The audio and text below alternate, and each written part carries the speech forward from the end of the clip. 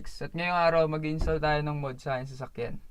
Ang goal natin ngayong araw ay makapaglagay tayo ng cheap power sa ating makina. So ang binili ko ay galing siya sa Lazada.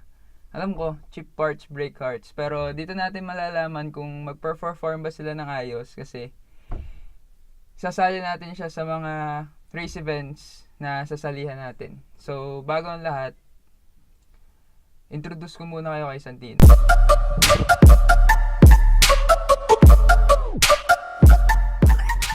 Toyota Corolla AE92 or kilala din bilang small body.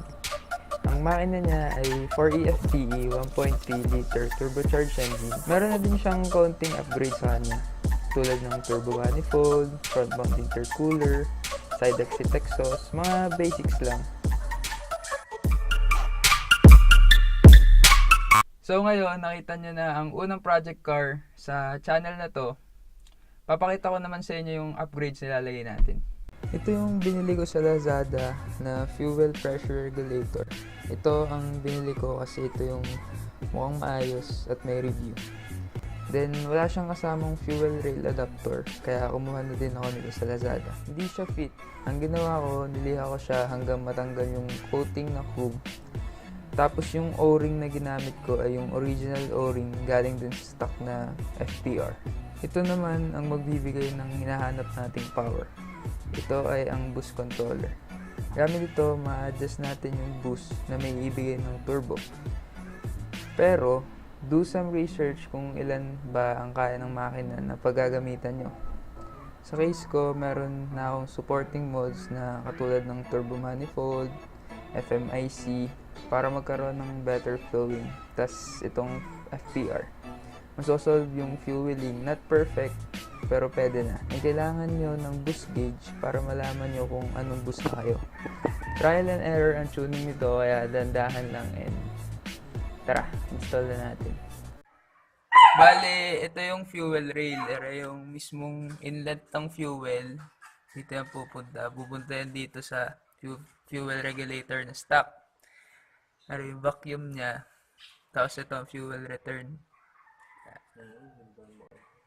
Ayan ang fuel return. Pabalik na sa tangke.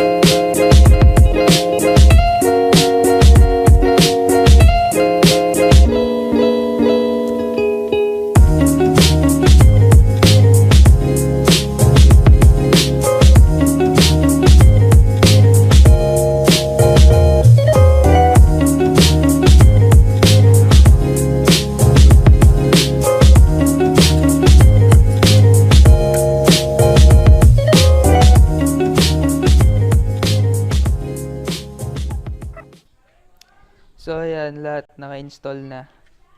Ito ang boost controller, nakaset siya sa 0.6 bar. Tapos ito naman yung FPR, nakaset sa 23 PSI. So, after ng video ito, papakita ko sa inyo lahat ng mga racing events na sinalihan natin na naka-install yung dalawang yan. So, yun na lang. Please like, share, and subscribe. Let's go!